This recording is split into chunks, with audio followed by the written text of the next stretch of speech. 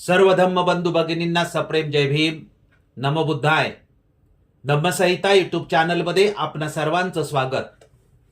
ज्यांनी स्वतः 5 परिव्राजकासमोर इसवी सन पूर्व 528 मध्ये ब्रगदाय वनात आपल्या धम्माचे चक्र प्रवर्तित केले, त्या तथागत भगवान गौतम बुद्धांना आज 2024च्या विजयादशमी व 68व्या अनुवर्तन वर्धापन दिनी विनम्र अभिवादन.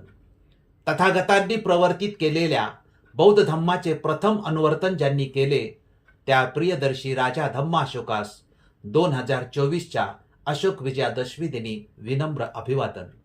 तथागत बुद्धांनी प्रवर्तित केलेल्या धम्माचे प्रियदर्शी राजा सम्राट अशोकानंतर ज्यांनी 14 ऑक्टोबर 1956 साली विजयादशमीच्या दिनी बौद्ध धम्माचे अनुवर्तन केले, त्या महामानव विश्वरत्न बोधिसत्व डॉक्टर बाबासाहेब आंबेडकर यांना 68व्या धम्मचक्र अनुवर्तन वर्धापन दिनानिमित्त विनम्र अभिवादन. सर्व धम्म बंधू भगिनींना धम्मचक्र अनुवर्तन वर्धापन दिनाच्या हार्दिक हार्दिक शुभेच्छा.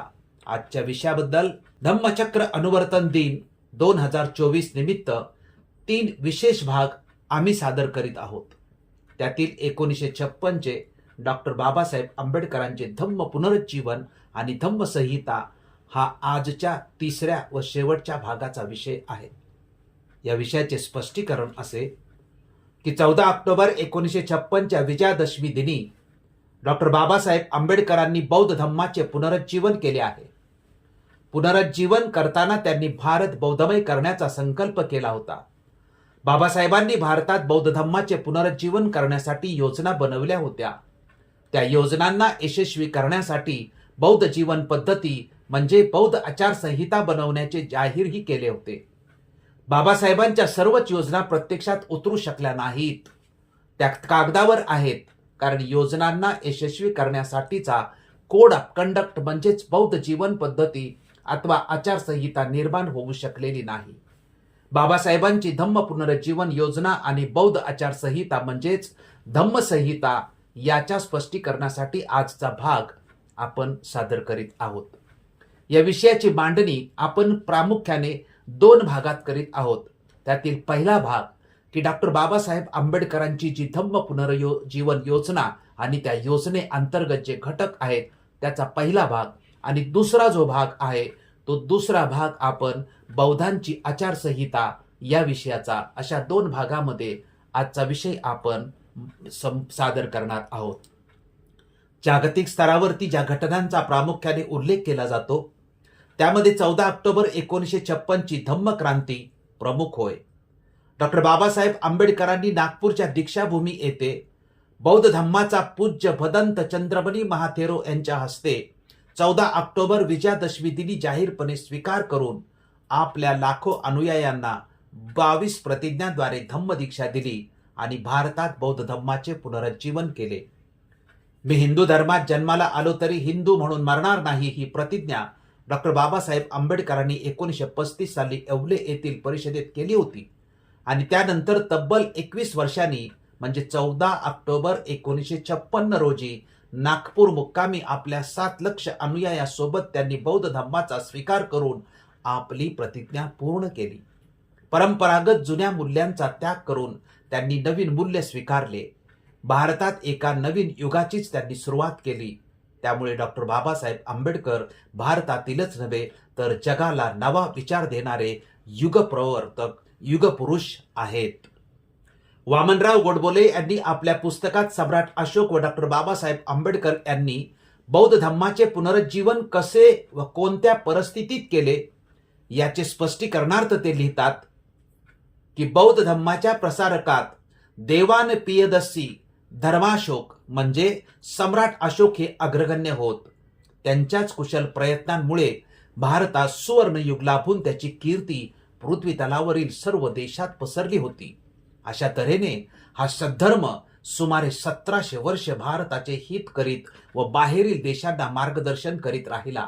परंतु कालांतराने भारतांतर्गत काही स्वार्थी लोकांच्या मतलबी कृत्यामुळे आणि बाहेरून झालेल्या आक्रमणामुळे या धर्माची लोकसंख्या आपल्या देशातून उत्तरोत्तर कमी कमी होत गेली व अखेरीस ज्या देशात भगवान बुद्ध जन्मले व ज्या देशात त्यांनी धर्म प्रसार केला त्याच भारतात बुद्ध हे नाव देखील कुणाला माहीत राहिले नाही. इतिहासाची पुनरावृत्ती होते म्हणतात ते खरे आहे. परमपूज्य डॉक्टर बाबासाहेब आंबेडकरांनी सर्व धर्माचा सखोल अभ्यास करून सर्वश्रेष्ठ अशा बौद्ध धर्माचे पुनरुज्जीवन केले. त्यांनी हे महान कार्य एवढी दूरदृष्टी ठेवून व इतक्या भक्कम पायावर आरंभिले की एकेकाळी सम्राट अशोकाच्या प्रयत्नांनी भारत जे सुवर्ण युग पाहू शकला त्याच सुवर्ण युगाचा भारतालाच नव्हे तर अखिल विश्वाला देखील लाभ घडेल यात तीळमात्र शंका नाही. ज्याप्रमाणे सम्राट अशोकाने धर्मप्रचारक निर्माण करून त्यांना धर्माच्या मंगल कार्या प्रसारार्थ भारतातच नव्हे तर पृथ्वीच्या पाठीवर सर्वदूर पाठवले, त्याचप्रमाणे परमपूज्य बाबांनी स्वतः बौद्ध धर्माचे सखोल अध्ययन करून त्या धर्माचे शुद्ध स्वरूप साऱ्या विश्वासाठी आजच्या पिढीसाठीच नाही तर पुढील सर्व पिढ्यासाठी आपल्या लेखणीद्वारे असंदिग्ध शब्दात लिहून ठेवून कल्याणकारक धर्माचे अमरत्व स्थापित केलेले आहे. डॉक्टर बाबासाहेब आंबेडकरांच्या धम्म पुनरुज्जीवन योजनेची पहिली पायरी किंवा पहिला पवित्र दस्तऐवज म्हणजे 22 प्रतिज्ञा होय. दीक्षाभूमीवर जमलेल्या 5 लाखापेक्षा जास्त अनुयायांकडून 22 प्रतिज्ञा म्हणवून घेतल्या. त्यापैकी 13 नकारात्मक 9 होकारात्मक अशा होत्या. प्रारंभीच्या 5 प्रतिज्ञा हिंदू देवदेवतांना नाकारणाऱ्या आहेत. हिंदूंचे देव ब्रह्मा, विष्णू, महेश, रामकृष्ण, गौरी गणपती यांना नाकारणाऱ्या आहेत. 6, 7, 8 हिंदू धर्माच्या आचारसंहितेतून मुक्त करणाऱ्या आहेत. 9, 10 समतेचा संदेश देणाऱ्या व मानवतेचा उद्घोष करणाऱ्या आहेत. 11 ते 17 प्रतिज्ञा अष्टांगिक मार्ग, पारमिता आणि पंचशील यांचा शाश्वत संदेश देणाऱ्या आहेत. 18 ते 21 प्रतिज्ञा धम्माच्या आधारे सदाचरणाचे जीवन जगण्यास मार्गदर्शक स्वरूपाच्या आहेत. 21वी प्रतिज्ञा आहे की आज माझा नवा जन्म होत आहे असे मी मानतो. 22व्या प्रतिज्ञेत बुद्धाच्या शिकवणुकीप्रमाणे वागण्याची निर्णायक प्रतिज्ञा दिलेली आहे. या प्रतिज्ञांमध्ये कोणत्याही देवदेवतांचा अवमान करण्याचा उद्देश अजिबात नाही. विज्ञानवादी विचारांच्या लोकांना बुद्धिवादी दिशेने वाटचाल करण्यासाठी हा राजमार्ग आहे हे लक्षात घेण्यासाठी 22 प्रतिज्ञाकडे पाहावे. सम्यक विचारांचा आरसा असलेल्या 22 प्रतिज्ञा आहेत.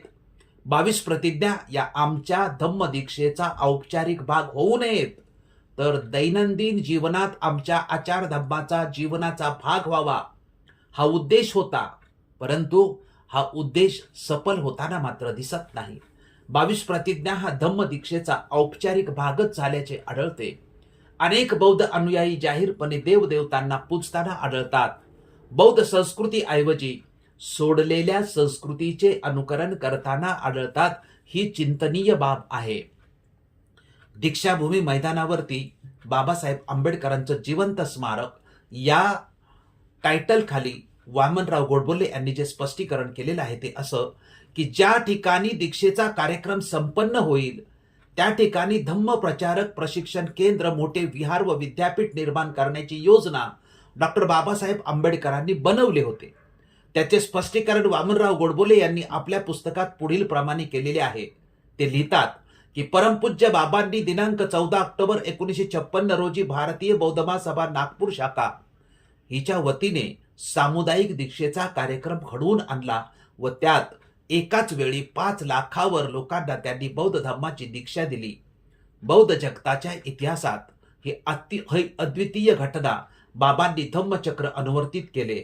त्याच दीक्षा मैदानावर धम्म प्रचारक प्रशिक्षण केंद्र, मोठे विहार व विद्यापीठ स्थापन करण्याचे कार्य हाती घेतले. वामनराव गोडबोले याला जिवंत स्मारक म्हणतात. दीक्षा मैदानावर या बौद्ध धर्मपीठात सर्व धर्माचे शिक्षण तौलनिक पद्धतीने देण्यात येईल.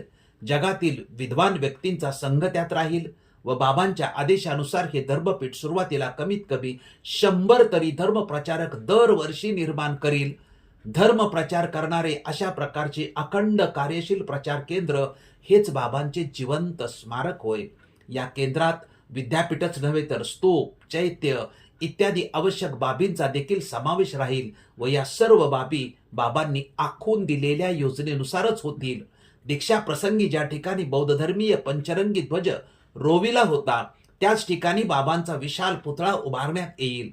तद्वतच दीक्षा मंडपाचे जागेवर एक विशाल चैत्याची उभारणी करण्यात येईल. या चैत्यात पश्चिम बाजूला पूर्वेकडे तोंड असलेली धर्मचक्र मुद्रेत बुद्धांची विशाल मूर्ती व बाबांनी ज्या ठिकाणी लाकडी गोलात उभे राहून धर्मदीक्षा दिली व सिंहनाद केला, तोच लाकडी गोल त्याच ठिकाणी बाबा दीक्षा देत असताना जे दृश्य दिसत होते तेच दृश्य सुवर्णमय प्रतिमेत चित्रित केल्या जाईल. अशा प्रकारे जे कोणी या कलापूर्ण व पवित्र चैत्यात प्रवेश करतील त्या सर्वांना जणू काय बाबांनी 14 ऑक्टोबर 1956 सुरू केलेले कार्य अखंड चालूच आहे याची जाणीव झाल्याशिवाय राहणार नाही. या केंद्रात एका भव्य मुद्रणालयाची सुद्धा व्यवस्था करण्यात येऊन त्यायोगे परमपूज्य बाबांचा आदेश प्रसारित केला जाईल. या संपूर्ण स्मारक योजनेवर 50 लाखापेक्षा अधिक रुपये खर्च होण्याचा अधमास होता. विहार व विद्यापीठ असे हे जिवंत स्मारक निर्मितीचे कार्य आहे आणि ते यथोचित व्हावयाचे असल्यास ते सामर्थ्यशाली व कार्यशील अशा धार्मिक संस्थेकडूनच केले गेले पाहिजे हे निर्विवाद आहे.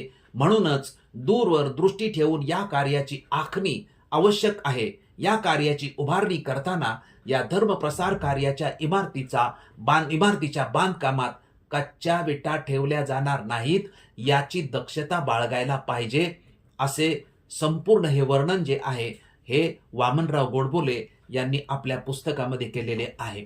बाबासाहेबांची दीक्षाभूमीवर धम्मप्रचारक प्रशिक्षण केंद्र, बौद्ध विद्यापीठ व मोठे विहार ही नियोजित योजना होती.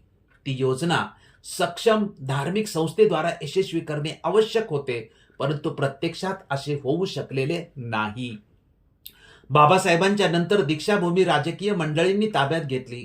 त्यासाठी स्वतंत्र स्मारक समिती स्थापन करण्यात आली आणि त्याद्वारे गेल्या 68 वर्षात दीक्षाभूमीवर फक्त शिक्षण संस्था व नंतर स्मारक निर्माण झालेले आहे.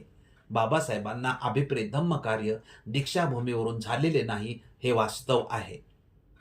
डॉक्टर बाबासाहेब आंबेडकरांची नागपूरच्या दीक्षाभूमी व्यतिरिक्त देशभर प्रचारक निर्माण करण्यासाठी सेमिनरी अथवा बौद्ध विद्यापीठ निर्माण करण्याची संकल्पना होती. या बाबतीत वामनराव गोडबोले यांनी आपल्या पुस्तकातील पृष्ठ क्रमांक 236-37 वर लिहिले आहे. ते लिहितात की आपण म्हणाल बाबासाहेबांचे खरे स्वप्न कोणते? त्यांच्याच एका वक्तव्यावरून कळते की मी भारतातील 7 प्रमुख ठिकाणी बौद्ध धर्म प्रचारकांच्या प्रशिक्षणासाठी सेमिनरीची निर्मिती करीन. यासाठी त्यांना त्यांच्या हयातीतच बेंगलोरच्या महाराजांनी 5 एकर जागा दिली होती. बाबासाहेबांच्या पश्चात बौद्ध विद्यापीठे व प्रचारक प्रशिक्षण वेगवेगळ्या ठिकाणी काढण्याचे कार्य 68 वर्षामध्ये झालेलं नाही हे एक वास्तव आहे. बाबासाहेबांनी भारतात बुद्ध धम्म पुनरुज्जीवन योजनेच्या प्रात्यक्षिकासाठी बौद्ध राष्ट्रांकडून सहकार्याची अपेक्षा करताना जाहीर केले होते की कोणी सहाय्य करो वा न करो माझा मार्ग मी आक्रमल्या वाचून राहणार नाही. बुद्ध धम्म पुनरुज्जीवनाची चळवळ भारतात सुरू करण्याचा मी निर्णय घेतला आहे आणि त्यासाठी काय काळजी घ्यायला पाहिजे त्याची मी पूर्ण तयारी सुद्धा केली आहे. बाबासाहेबांना बौद्ध राष्ट्राकडून अपेक्षित सहकार्य मिळाले नाही. त्यानंतर त्यांनी जाहीर केल्याप्रमाणे स्वतःच त्यांच्या नियोजित योजनेचे प्रात्यक्षिक करण्याचा निर्णय घेतला व त्यासाठी भारतीय बौद्ध महासभेची निर्मिती केली. संस्थेच्या घटनेच्या पुढील उद्दिष्टावरून बाबासाहेबांची बुद्ध धम्म पुनरुज्जीवन योजना स्पष्ट होते. या घटनेतील कलम नंबर 3 मध्ये मंडळीचे उद्दिष्ट या शीर्षकांतर्गत 10 उद्दिष्ट दिलेले आहेत. 1. भारतात बौद्ध धम्माचा प्रसार करणे. 2. बौद्ध वंदनेसाठी देवळे बांधणे. 3. धार्मिक व शास्त्रीय विषयासाठी शाळा व महाविद्यालय स्थापने. 4. अनाथाश्रम, दवाखाने आणि सहाय्य केंद्र काढणे. 5. सर्व धर्माचा तौलनिक अभ्यास करण्याला प्रोत्साहन देणे. बौद्ध वाङ्मयाचे प्रकाशन हाती घेणे आणि सर्वसाधारण माणसापर्यंत बौद्ध धम्माची खरी शिकवण पोहोचविण्यासाठी हस्तपत्रके आणि पुस्तिका वाटणे. गरज पडल्यास भिक्खूंचा नवा संघ निर्माण करणे. बौद्ध धर्माच्या प्रचारार्थ प्रकाशनाचे कार्य पार पाडण्याच्या हेतूने मुद्रणालये किंवा मुद्रणालये चालविणे. बंधुभाव, संवर्धन आणि कार्यातील एकजूट यासाठी भारतीय बौद्धांचे मेळे आणि परीक्षा भरवणे. भारतीय बौद्ध महासभेद्वारे ही जी उद्दिष्ट या घटनेतील आहेत याच्यामध्ये देऊळ वगैरे जे शब्द आहेत ते मूळ घटनेतीलच आहेत. भारतीय बौद्ध महासभेद्वारा 14 ऑक्टोबर 1956च्या धम्मदीक्षेचा कार्यक्रम संपन्न झाल्यानंतर खऱ्या अर्थाने या योजनेच्या प्रात्यक्षिकाला प्रारंभ झाला होता. संस्थेच्या वतीने जागोजागी दीक्षा देण्याचे कार्यक्रम नियोजित करण्यात आले होते. त्यातील पहिला कार्यक्रम मुंबईत 16 डिसेंबर 1956 रोजी आयोजित करण्याचे जाहीर झाले होते. या दिवशी डॉक्टर बाबासाहेबांच्या हस्ते दीक्षा दिली जाणार होती. परंतु धम्मदीक्षेनंतर अवघ्या 53 दिवसात म्हणजे 6 डिसेंबर 1956 रोजी बाबासाहेबांचे महापरिनिर्वाण झाले. त्यामुळे ते आपली नियोजित धम्म पुनरुज्जीवन योजना जी उद्दिष्टांच्या रूपात दिली होती ती कार्यान्वित करू शकलेले नाहीत. आता वरील संस्थात्मक कार्याव्यतिरिक्त बाबासाहेबांनी दीक्षा घेण्यापूर्वीच भारतात कशा पद्धतीने बौद्ध धम्माची पुनर्स्थापना करायची याचा संशोधनात्मक अभ्यास करून ऐतिहासिक बौद्ध धम्म पुनरुज्जीवन योजना बनवून ठेवली होती. 1935 पासून विशेषतः 1950 ते 56 या काळात धम्म विषयावर जी भाषणे केली आहेत, लेख लिहिले आहेत आणि बुद्ध आणि त्यांचा धम्म हा ग्रंथ लिहिला आहे, याद्वारे त्यांनी ही योजना आणि तिच्या प्रात्यक्षिकाचा आराखडा बौद्ध राष्ट्र आणि भारतीय जनतेसमोर ठेवला आहे. ही योजना बुद्ध धम्माचा उदय आणि अस्ताच्या अभ्यासातून निर्माण केल्याचे बाबासाहेब स्पष्ट करतात.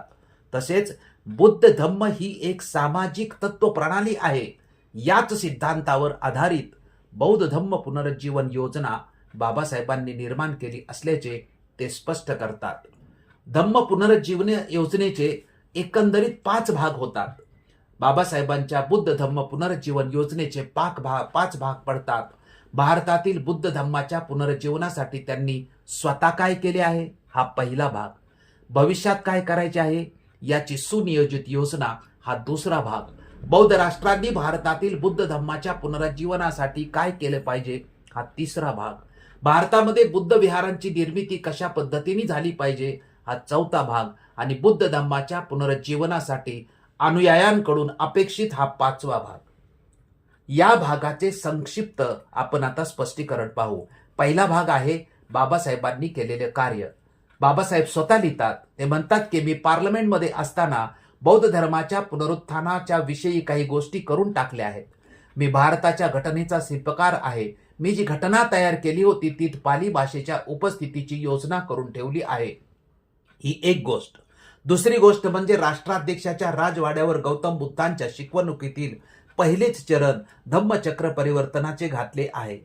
तिसरी गोष्ट म्हणजे भारतीय पार्लमेंटच्या निशाण्यावर अशोक चक्र हे भारत सरकारचे प्रतीक म्हणून घटनेत मान्य करून घेतले आहे. एवढेच नव्हे तर मुंबई शहरात सिद्धार्थ नावाचे मोठे कॉलेज मी स्थापन केले आहे. औरंगाबाद येथे मिलिंद कॉलेजची स्थापना केली आहे. बुद्ध आणि त्यांचा धम्म ग्रंथ तयार केला आहे. धम्म दीक्षेसाठी 22 प्रतिज्ञा सुद्धा दिलेल्या आहेत. दुसरा भाग भारतात बुद्ध धम्माच्या पुनरुज्जीवनासाठी भविष्यात काय केले पाहिजे याबद्दल स्वतः बाबासाहेब आंबेडकर काय म्हणतात ते मुद्दे तुमच्या समोर सादर करतो. 1. पुरेसा पैसा जमा झाल्यास दिल्ली, मुंबई, कलकत्ता, मद्रास या शहरात बुद्ध विहार स्थापन करून प्रत्येक रविवारी लोकांच्या उपासनेची सोय करण्याचा माझा मानस आहे. 2. धर्मांतरित व्यक्तीला नेहमीच जवळ ठेवता येईल असा बुद्ध धम्म विषयक ग्रंथ निर्माण करणे. 3. बुद्ध धम्मांचा ग्रंथ निर्माण करतेवेळी सामाजिक व नैतिक शिकवणीवर भर देण्याची गरज आहे. मला हे जोर देऊन सांगणे गरजेचे आहे, कारण ध्यान, चिंतन आणि अभिधम्म यालाच अधिक महत्व दिले आहे. अशा प्रकारे बुद्ध धम्म भारतीयांना शिकवणे हे आमच्या ध्येय प्राप्तीसाठी घातक आहे. 4. बाप्तिझम सारख्या ग्रहस्थांच्या दीक्षेचा विधी तयार करणे. 5. फक्त पंचशील ग्रहण करणे पुरेसे नाही. प्रत्येक व्यक्तीचे हिंदू असणे समाप्त होऊन ती नवीन व्यक्ती म्हणून उदयास येत आहे असे त्या व्यक्तीला वाटावे यासाठी विधीत अनेक बाबी अंतर्भूत करणे. 6. उपासकांना धम्म शिकवून ते धम्माचे कशा प्रकारे पालन करीत आहे हे जाणण्यासाठी धम्म प्रचारकांची फळी निर्माण करणे. 7. धम्म प्रचारकांना मेहनताना देणे आणि ते विवाहित व्यक्ती असावेत. सुरुवातीला त्यांनी पूर्ण वेळ काम केले नाही तरी चालेल. 8. बुद्ध धम्म आणि इतर धर्माचा तौलनिक अभ्यास करून प्रचारकांना प्रशिक्षित करण्यासाठी बुद्धिस्ट सेमिनरी स्थापन करणे. 9. चर्च प्रमाणे बुद्ध विहारामध्ये दर रविवारी पूजा आणि धम्म प्रवचने आयोजित करणे. आणि 10. विद्यार्थ्यांकडून गौतम बुद्धाच्या चरित्रावर प्रबंध लिहून घेऊन ज्याचा प्रबंध सरस ठरेल त्याला मोठे बक्षीस देणे. ही दुसरी योजना. तिसरी धम्म पुनरुज्जीवन योजनेतला भाग जो आहे ती म्हणजे बाबासाहेब आंबेडकरांच्या बौद्ध राष्ट्रांकडून अपेक्षा. बाबासाहेबांना भारतात बुद्ध धम्म पुनर्स्थापित करावायचा होता. त्यासाठी त्यांना बौद्ध राष्ट्रांनी सहकार्य करावे अशी त्यांची अपेक्षा होती. श्रीलंका आणि ब्रह्मदेश या ठिकाणी 27 राष्ट्रांच्या परिषदेत त्यांनी भारतातील बुद्ध धम्माच्या पुनर्स्थापनेसाठी काय करायला पाहिजे याचा आराखडा जाहीरपणे मांडला होता. त्याची संक्षिप्त माहिती पुढील प्रमाणे. 1. बौद्ध राष्ट्रांनी धम्माचे आचार, सण, समारंभ व मूळ बौद्ध धम्म भारतीयांना दाखवावा ही मुख्य अपेक्षा होती. प्रथम भारतात बौद्ध धम्माची पुनर्स्थापना करावी. 3. विहाराला जोडून शाळा, कॉलेज व विविध उपक्रम सुरू करणे. 4. मद्रास, मुंबई, नागपूर, दिल्ली या 4 ठिकाणी व इतर मोठ्या शहरामध्ये भव्य बुद्ध विहार निर्माण करणे. 5. बुद्ध विहाराद्वारे मोठे कार्य घडून येत आहे याची जाणीव लोकांना करून देणे. 6. विहारांच्या परिसरातच शाळा व महाविद्यालये सुरू करणे. शाळा आणि महाविद्यालयामधून जो अतिरिक्त निधी निर्माण होईल तो धम्म कार्यासाठी उपयोगात आणणे. तरुण स्त्री पुरुषांमध्ये बौद्ध संस्कृतीविषयी आदर निर्माण करणे. बुद्ध धम्मातील अनेक विषयावर निबंध स्पर्धा आयोजित करणे आणि उत्कृष्ट निबंधांना मोठ्या रकमेचे बक्षिसे देणे. बुद्ध धम्माच्या अभ्यासकासाठी लोकांमध्ये रुची निर्माण करणे. बौद्ध धम्मासाठी जागतिक स्तरावरती एकच ग्रंथ, एकच भिक्खू संघ आणि उपासकासाठी एकच बौद्ध संस्था निर्माण करणे. लंका, बर्मा, तिबेट, चीन आदी देशातील बौद्ध भिक्खूंनी पुढाकार घेऊन पैसा गोळा करावा व हिंदुस्थानातील बौद्ध लोकांना मदत करावी. चौथी जे पुनर्जीवन योजनेमधला जो चौथा भाग आहे तो बुद्ध विहार निर्मितीच्या संदर्भामध्ये आहे. बुद्ध विहार निर्मिती ही बाबासाहेबांच्या योजनेतील मूलभूत व पायाभूत गोष्ट आहे.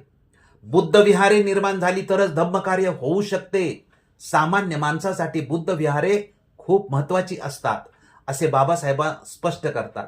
बुद्ध विहार निर्मितीबाबत त्यांनी वेळोवेळी विविध ठिकाणी आपल्या भाषणातून जाहीरपणे भूमिका मांडली आहे. बाबासाहेब म्हणतात की माझ्या कार्याचा एक भाग जरी मी बुद्ध मंदिर बांधण्यासाठी ठेवला असता तर या गोष्टीबद्दल जनतेत आदर निर्माण झाला असता व माझ्या ध्येयाचे धागेदोरे हमखास जगभर पसरले असते. परंतु माझ्या मागे अनेक कामांचा व्याप असल्यामुळे मला या गोष्टीकडे थोडाही वेळ देता आला नाही. पुढे म्हणतात की धर्म स्थापनेसाठी देवळांची अत्यंत आवश्यकता आहे, परंतु आपल्या स्वकष्टाने मला एक असे देऊळ बांधावयाचे आहे की जे तुम्ही कधी पाहिले नसेल. पण त्याकरता मी कोणा धनिकापुढे लाचार होऊन हात पसरणार नाही. तुम्ही पैसे जमवून देत असाल तर बांधीन व चांगले बांधीन. आपल्या स्वपराक्रमाने बांधीन, दुसऱ्याच्या ओंजळीने बांधणार नाही. दिल्ली येथे बाबासाहेब जाहीर करतात की बुद्धाचे एक देऊळ मी मुंबईत मोठे बांधणार आहे. 5वा भाग आहे जो बाबासाहेबांची अनुयायांकडून काय अपेक्षा होती या संदर्भात आहे. अनुयायांना बाबासाहेब म्हणतात की भारतात बौद्ध धर्माचे पुनर्जीवन करण्यासाठी आपण प्रत्येक जण प्रतिज्ञा करूया. यासाठी आपल्याला जागोजागी बुद्ध विहारे बांधावी लागतील. तिथे स्त्रिया व पुरुष जाऊन भक्तिभावाने पूजा करतील. नवीन झालेल्या बौद्धांचे आद्य कर्तव्य आहे की त्यांनी दर रविवारला बौद्ध मंदिरात गेले पाहिजे. असे जर झाले नाही तर नवीन बौद्धांना धर्माचा परिचय होणार नाही. यासाठी ठिकठिकाणी बुद्ध विहारे निर्माण झाली पाहिजेत. विहारामध्ये सभा घ्यायला जागा असली पाहिजे.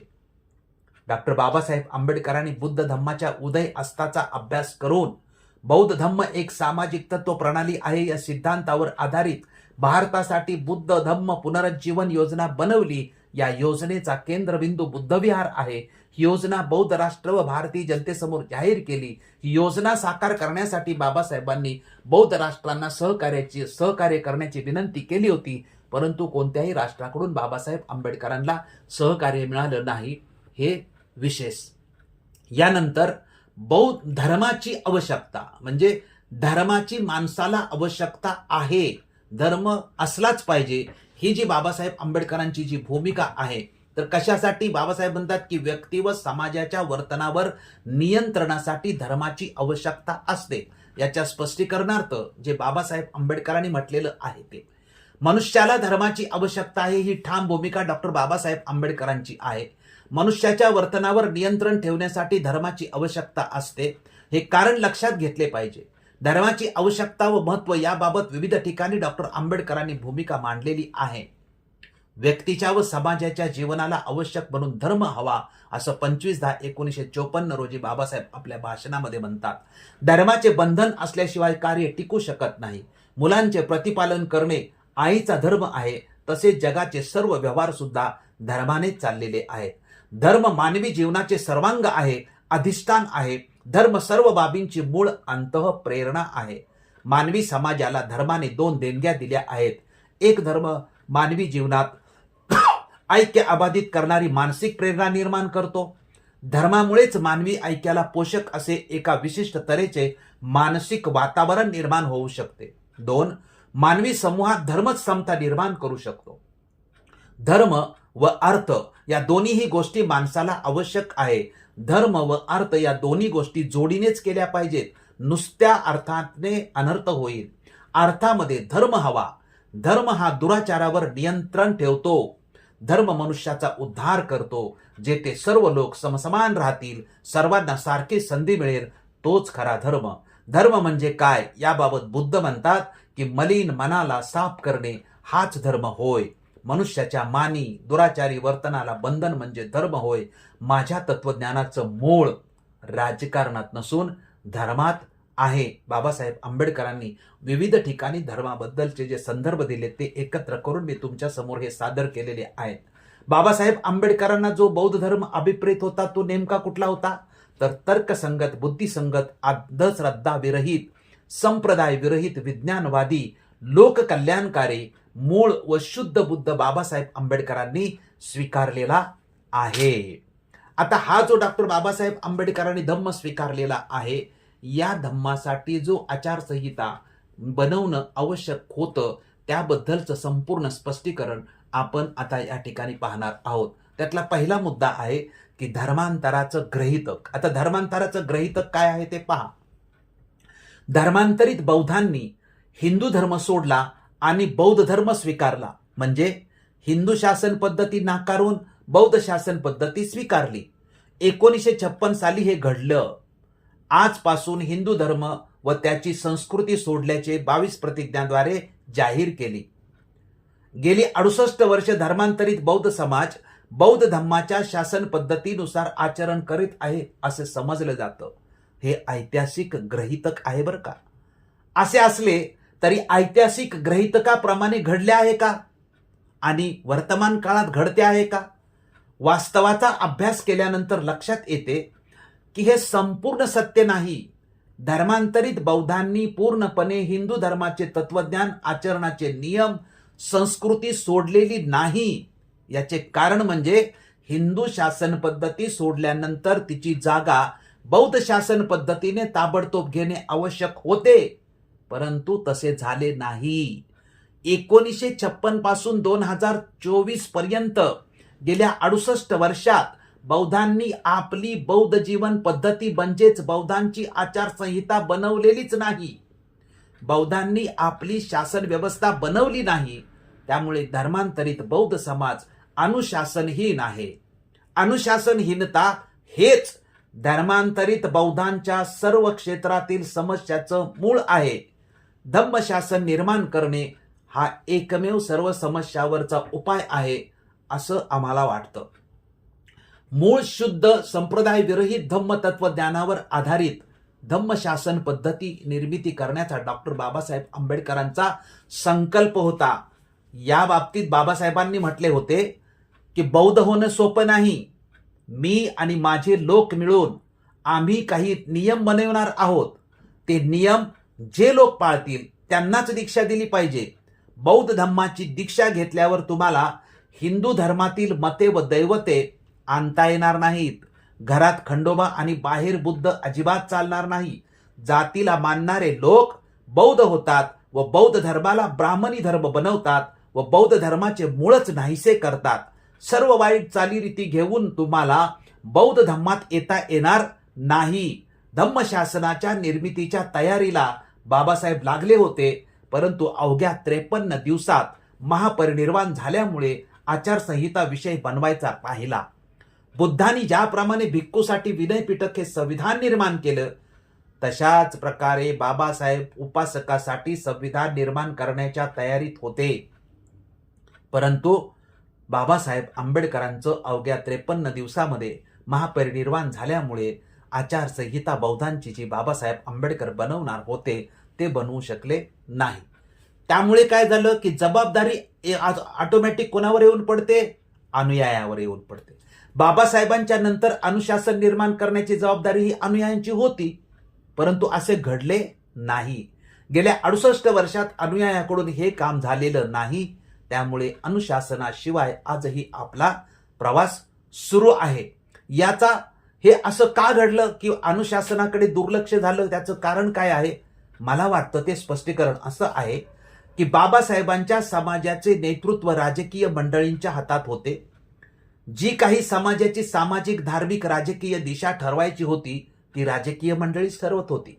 राजकीय मंडळींनी बाबासाहेबांच्या धम्म पुनर्जीवन योजनेकडे आणि बौद्धांची आचारसंहिता बनवणे अति आवश्यक होते याकडे पूर्ण दुर्लक्ष केले आणि सर्व लक्ष राजकारणाकडे केंद्रित केले.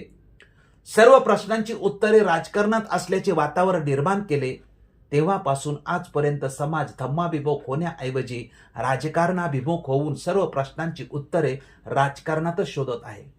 धम्माच्या आश्रयाने मार्गदर्शनाने राजकारण होण्याऐवजी प्रत्येक गटाने धम्माला राजकारणाची शाखा बनवल्याचे चित्र आपल्या समोर येते.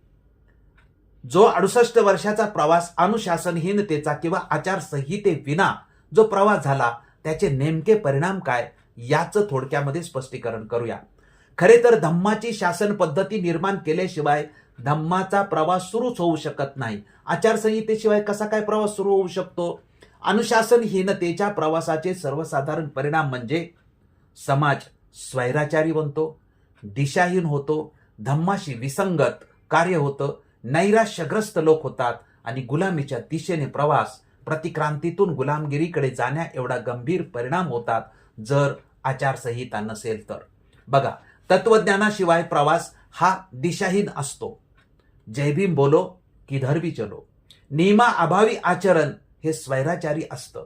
धर्माचे आणि राजकारणाचे अनगिनत गटांचे चित्र पाहिल्यानंतर लक्षात येतं ज्याला जे पाहिजे ते तो करीत असतो. कोणी कोणाचे ऐकत नाही. न्यायसंस्थे अभावी वादाचा विपर्यास झालेला आहे. 1956 नंतर धर्मांतरित बौद्धांनी आचारसंहितेची निर्मिती केली असती तर त्यामध्ये विवाद सोडवण्याची तरतूद झाली असती. न्यायसंस्थेची निर्मिती केली नाही. त्यामुळे 68 वर्षात धम्मकारण, समाजकारण व राजकारणात जेवढे वाद निर्माण झाले ते मिटण्याऐवजी त्याचा विपर्यास झाला. मतभेदाचे रूपांतर मनभेदात झाले, विरोधाचे रूपांतर दुश्मनीत झाले, सार्वजनिक हिताचे रूपांतर व्यक्तिगत हितात झाले. 1956 पासून समाजाचे वाद निर्माण झाले, त्यातील एकही वाद मिटलेला नाही. बाबासाहेबांच्या एका धार्मिक संघटनेच्या अनेक संघटना निर्माण झाल्या. दीक्षाभूमी स्मारक समितीचा वाद कायमच सुरू आहे. पी सोसायटीमध्ये वाद होऊन अनेक गट तयार झाले आहेत. राजकीय पक्षामध्ये वाद सुरू झालेले आहेत. दलित साहित्य की बौद्ध साहित्य असा वाद निर्माण झाला. विजयादशमी की 14 ऑक्टोबर, धम्मचक्र प्रवर्तन दिन की धम्मचक्र अनुवर्तन दिन, धर्माने अल्पसंख्याक असतानाही त्या संविधानिक दर्जाला नाकारणे व अनुसूचित जातीचा दर्जा मागणे अशी अनेक उदाहरणे आहेत. आपले कौटुंबिक कायदे व विहार कायदे नाहीत. बौद्धांना हिंदू कायदे लागू आहेत. आपले स्वतंत्र कायदे नसल्यामुळे आपण धर्माने बौद्ध व कायद्याने हिंदू आहोत. 68 वर्षानंतरही आपण कायद्याने हिंदूच राहायचे का याचा सुद्धा विचार करायला पाहिजे. 1956 पासून धर्मांतरित बौद्धांचा संविधानिक दर्जा, अनुसूचित जात की धार्मिक अल्पसंख्याक हे सुद्धा समाज अजून ठरवू शकलेला नाही. धर्मांतरित बौद्ध सोयीनुसार हिंदू व महार अशा भूमिकेत आढळतो. म्हणजे नमो तस्सं आणि पहिलं होतं तसं याप्रमाणे लोक बौद्ध संस्कृतीऐवजी हिंदू संस्कृतीचेच पालन करताना आढळतात. 68 वर्षानंतरही धर्मांतरित बौद्धांची दलित, हरिजन, मागासवर्गीय अशीच ओळख आहे. ते बौद्ध म्हणून अधिकृत ओळख निर्माण करू शकले नाहीत. जातीचा दाखला काढून बौद्ध असल्याचे सांगितले जाते हे तर विशेषच आहे. ज्याला जसे वाटले त्याने तसे वागावे, ज्याला जे वाटेल ते करावे असा स्वैराचार आहे. आचारसंहितेच्या अभावामुळे हे सर्व परिणाम होत आहेत. याची सर्वांनी दखल घेणं हे आवश्यक आहे. खरे तर वाद होणं हा नैसर्गिक आहे. वास्तववादी विचार केला तर कोणत्याही समाजात संघर्ष व वाद होणारच, नाही म्हणता येणार नाही. कोणतेही कुटुंब असो, समाज असो, संस्था असो, गाव असो, राज्य असो, देश असो, कुठेही गेले तरी पळसाला पाणी तीनच. धर्मांतरित बौद्धांचा प्रश्न असेल किंवा कुठलाही वादविवाद असेल किंवा कोणत्याही विषयावर संघर्ष असेल, गटबाजी झाली असेल, ह्या वादाचा किंवा गटबाजीचा किंवा ह्या सर्व समस्येचा मूळ प्रश्न काय आहे बौद्धांचा? तर मूळ प्रश्न वाद विवाद संघर्ष गटबाजी हा नसून निर्माण होणाऱ्या समस्या मिटवण्यासाठी न्याय संस्थेचा अभाव ही समस्या आहे, हे लक्षात घेतलं पाहिजे. बाबासाहेबांनी बुद्ध आणि त्यांचा धम्म या ग्रंथात धम्मशासन व मॅजिस्ट्रेट सिद्धांत दिला आहे. नवीन समाज व्यवस्थेसाठी लागणारी यंत्रणा निर्माण करणे, त्या यंत्रणेत समाजातील वाद मिटवण्यासाठी न्याय व्यवस्था निर्माण करायला सांगितले आहे. परंतु धम्माकडे दुर्लक्ष झाल्यामुळे काहीच झालेलं नाही आणि हे वास्तव आहे.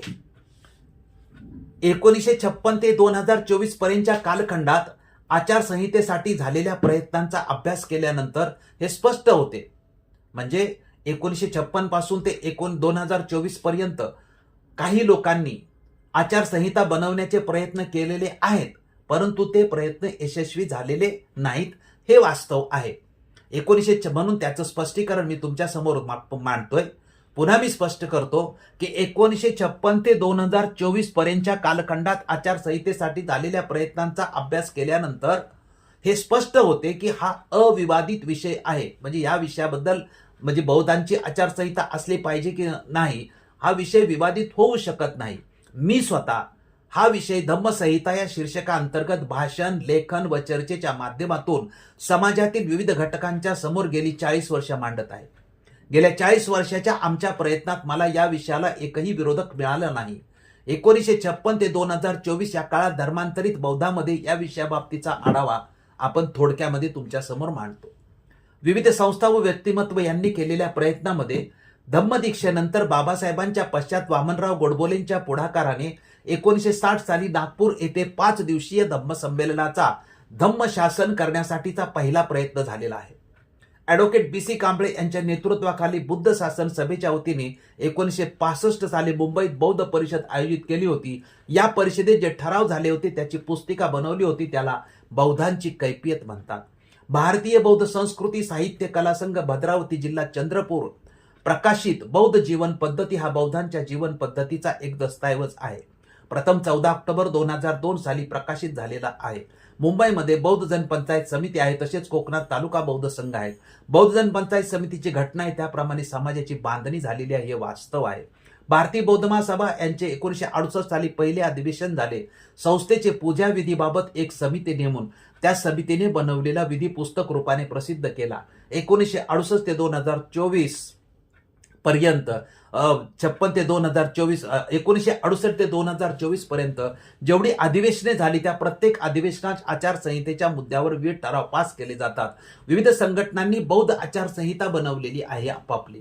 अनेक बौद्ध अभ्यासक, बौद्ध भिक्खू, बौद्ध विद्वान यांनी बौद्ध आचारसंहिता सुद्धा बनवलेली आढळते. संस्था व व्यक्तींची जी पत्रके आचारसंहिता पाळण्यासाठी वेळोवेळी निघत असतात, यावरून असे अनुमान निघते की अनुशासन म्हणजेच बौद्ध आचारसंहिता व त्या अंतर्गत आचरणाचे नियम व नियंत्रणाची यंत्रणा बनवण्यासाठी आपल्याला यश आलं नाही. ही वास्तवता असली तरी अनुशासन व्यवस्था निर्माण करण्याचे काम मात्र थांबवता कामा नये. अपयशाची कारणे शोधून त्यावर मात करीत अनुशासन व्यवस्था निर्माण केली पाहिजे, ही आमची ठाम भूमिका आहे. आचारसंहिता बनवण्यासाठी तत्व, नियम आणि न्याय ही त्रिसूत्री अतिशय महत्वाची आहेत. आचारसंहितेची 3 वैशिष्ट्य आहेत. 1 पायाभूत तत्व, 2 नियम आणि 3 न्यायव्यवस्था.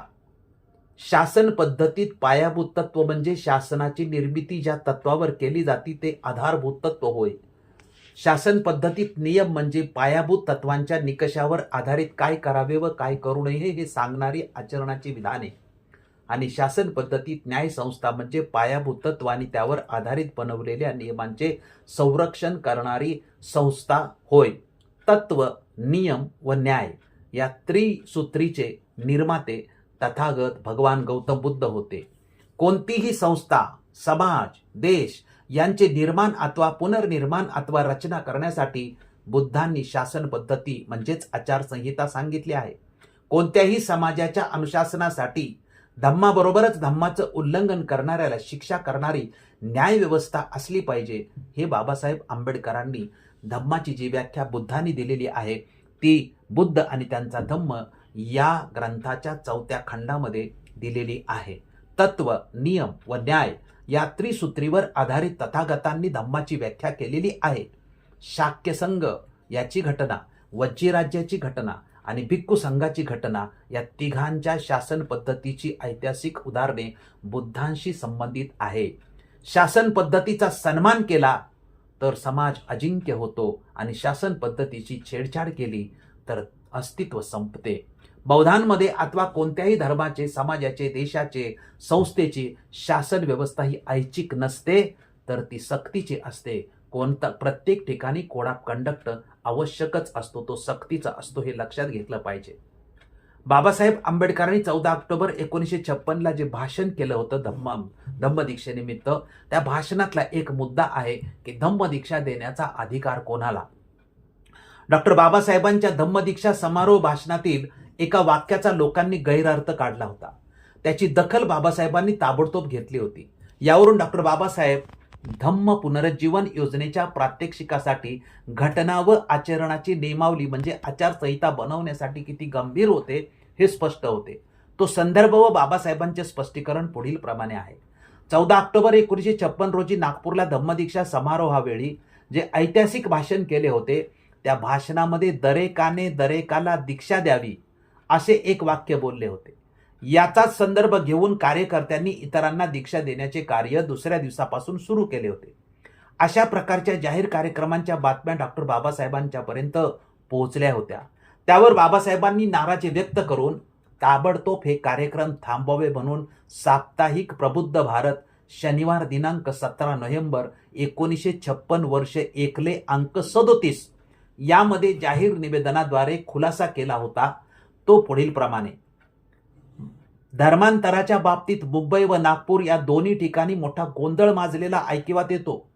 वाटेल तो माणूस वाटेल त्याला धर्मदीक्षा देतो. हा अर्थाचा अनर्थ आहे.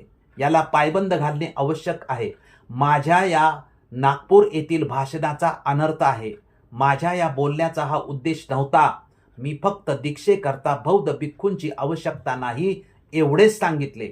कोणत्याही माणसाला दीक्षा फक्त अधिकृत पुरुषांनी द्यावी. तसेच अधिकृत पुरुष मी अजून नेमलेले नाहीत व तसा अधिकार कोणालाही दिला नाही. जोपर्यंत अशी माणसे नेमली नाहीत तोपर्यंत माझ्याशिवाय कोणीही धर्मदीक्षा देण्यास पात्र नाही. अनधिकृत पुरुषांनी दिलेली दीक्षा अमान्य व जो अशी दीक्षा स्वीकारेल त्याला बौद्ध म्हणून गणले जाणार नाही. मी 16 डिसेंबरला माझ्या हस्ते मुंबईस सर्वांना दीक्षा देणार आहे. तोपर्यंत हे धर्मदीक्षेचे काम कोणीही करता कामा नये. शामराव जाधव डॉक्टर बाबासाहेब आंबेडकरांच्या हुकमावरून हे त्या साप्ताहिकामध्ये छापलेलं होतं. डॉक्टर बाबासाहेबांच्या या जाहीर स्पष्टीकरणावरून हे स्पष्ट होते की त्यांना धम्म पुनरुज्जीवन योजनेचे प्रात्यक्षिक करण्यासाठी घटना व आचरणांची नियमावली बनवायची होती. अधिकृत कोण, अनधिकृत कोण, दीक्षा देण्याचा अधिकार कोणाला, दीक्षा घेण्याचा अधिकार कोणाला आणि मान्यताप्राप्त दीक्षा कोणती याबाबतची नियमावली बाबासाहेब लवकरच बनविणार होते. डॉक्टर बाबासाहेब आंबेडकरांची धम्म पुनरुज्जीवन योजनेचा आणि बौद्ध आचारसंहितेचा अभ्यास केल्यानंतर आपल्या लक्षात येते की बौद्धांच्या सर्व क्षेत्रातील विस्कळीतपणाचे एकमेव कारण म्हणजे अनुशासनहीनता म्हणजेच बौद्धांची आचारसंहिता नसणे हे होय. बौद्धांची आचारसंहिता या विषयावर धम्मसंहिता या शीर्षका अंतर्गत आम्ही गेली 40 वर्ष निरंतर कार्यरत आहोत. भाषण, व्याख्यान, लेख, पुस्तके, व्हिडिओ यांच्या माध्यमातून आम्ही प्रबोधन करीत आहोत. बौद्ध आचारसंहितेचाच भाग असलेले ते बुद्धिस्ट पर्सनल लॉ म्हणजेच विवाह, वारसा हक्क, घटस्फोट इत्यादी कौटुंबिक कायदे, महाराष्ट्रातील हजारो बुद्धविहाराचे व्यवस्थापन करण्यासाठी बुद्धविहार व्यवस्थापन कायदा या विषयावर आम्ही काम करीत आहोत. पर्सनल लॉ आणि बुद्धविहार कायदा, व्यवस्थापन कायदा या दोन्ही कायद्यासाठी सरकारकडे आम्ही सातत्याने पाठपुरावा करीत आहोत. संपूर्ण आपण जो 2 भागात विषय मांडला म्हणजे बाबासाहेब आंबेडकरांची धम्म पुनरुज्जीवन योजना आणि त्याच्यातील घटक व बुद्धिस्ट पर्सनल व बुद्धिस्ट कोड ऑफ कंडक्ट म्हणजेच बौद्धांची आचारसंहिता याचा सारांश आपण पाहूया. आपण डॉक्टर आंबेडकरांनी धम्म पुनरुज्जीवनासाठी दिलेले मुद्दे पाहिले. यामध्ये 22 प्रतिज्ञा,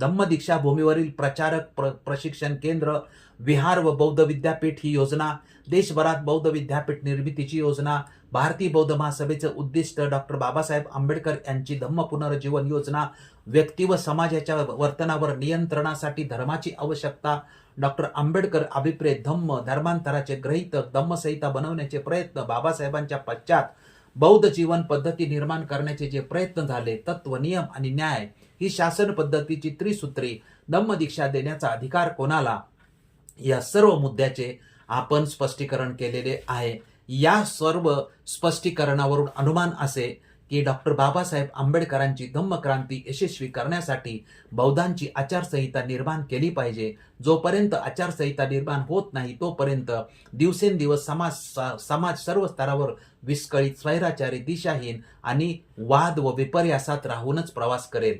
बौद्धांची आचारसंहिता या विषयावर सर्वांनी विचार करावा ही आजच्या धम्मचक्र अनुवर्तन दिनी सर्वांना आव्हान करतो. आणि या विषयावरती आमचे अनेक व्हिडिओ आहेत, ते आपण सविस्तर अभ्यासासाठी पाहावेत.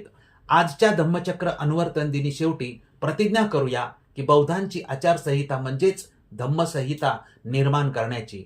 प्रतिज्ञा करूया बौद्ध आचारसंहिता स्वीकारून अंमलात आणण्याची. प्रतिज्ञा करूया धम्माने बौद्ध व कायद्यानेही बौद्ध होण्याची. प्रतिज्ञा करूया बौद्ध म्हणून ओळख निर्माण करण्याची. प्रतिज्ञा करूया बौद्धांचा एकच संविधानिक दर्जा करण्याची. प्रतिज्ञा करूया फक्त डॉक्टर बाबासाहेब आंबेडकर अभिप्रेत बौद्ध धम्माचे पालन करण्याची. पुन्हा एकदा सर्वांना धम्मचक्र अनुवर्तनाच्या हार्दिक हार्दिक शुभेच्छा. धन्यवाद. जय भीम, जय अशोक, जय बुद्ध, जय भारत. साधू साधू साधू.